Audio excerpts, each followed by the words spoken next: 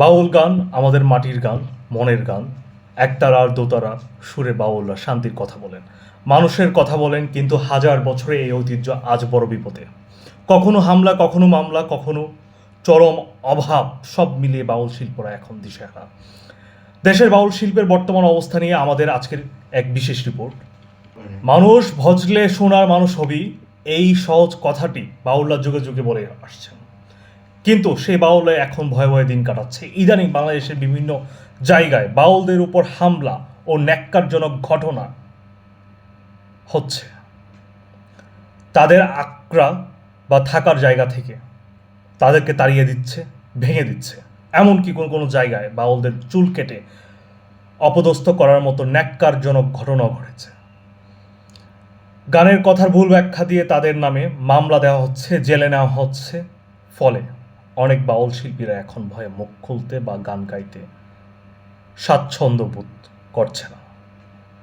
আমরা এক নজরে দেখে আসি বিগত বছরগুলিতে যে ধরনের ন্যাক্কারজনক ঘটনা এ বাংলাদেশে বাউল শিল্পীদের উপর হয়েছে, সেই রিপোর্টগুলো।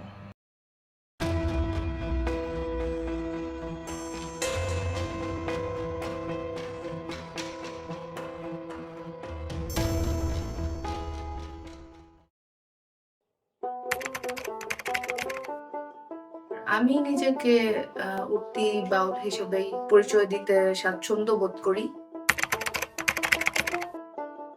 এগুলো তো আসবেই, আর আমাদের আগে যারা ছিল তারাও এগুলা ফেস করছে, আমরা নতুন না।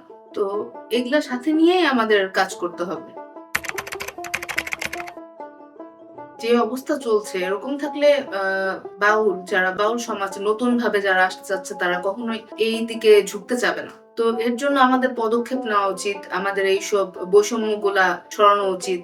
আর বাউলদেরকে কোনো নির্যাতন বা এইসব, বাউলরা হচ্ছে দেশের প্রাণ, গান হচ্ছে প্রাণ। তো ওরা বাংলাদেশকে রিপ্রেজেন্ট করছে, এদেরকে বাংলা গানকে রিপ্রেজেন্ট করছে। আর এটাকে হারাইতে দিতে দেওয়াই ঠিক না। তো আমার মতে যতটা দাঙ্গা আছে, যত যা আছে, এদের এড়িয়ে চলা উচিত, নয় কখনোই কেউ আসতে যাবে না আর এই প্ল্যাটফর্মে। আপনারা জানেন যে বাংলাদেশের বাউল ইতিহাস যদি আপনি পর্যালোচনা করেন তাহলে দেখবেন যে বাংলার হাজার বছরের লোকায়ত শিল্প সংস্কৃতির সাথে এই বাউল শিল্প এক নিবিড় সম্পর্ক রয়েছে। যেমন করে এই ধারা থেকে পরিবেশ পরিস্থিতির কারণে, হেনস্থার কারণে হোক, অবমূল্যায়নের কারণে হোক, যেভাবে কিছু মানুষ দূরে সরে যাচ্ছে, ঠিক তেমনি ভাবে বাংলার শিক্ষিত সমাজ, অনেক উচ্চ মার্গীয় সমাজ যারা রয়েছে, তারা কিন্তু এই ধারার সাথে আরো বেশি সম্পৃক্ত হচ্ছে। শুধু যে হেনস্থার শিকার হচ্ছে তা না, এখানে এর যথাযথ মূল্যায়ন হচ্ছে।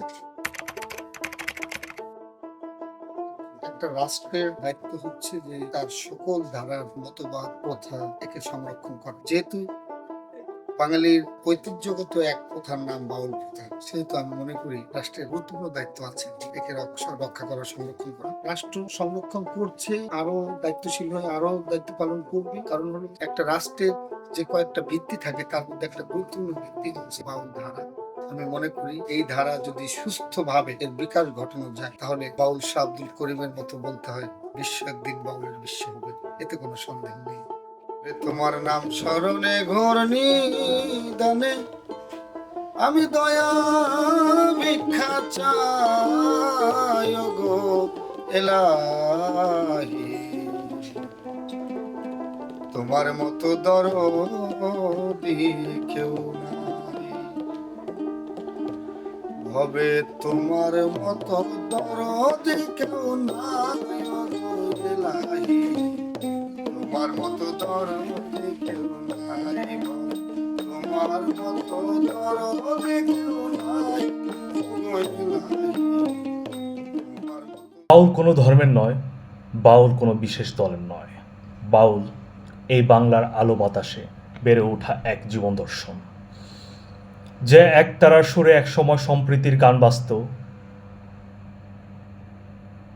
আজ সেই সুর যেন যান্ত্রিকতা আর অসহিষ্ণুতার ভিড়ে ক্লান্ত হয়ে পড়েছে।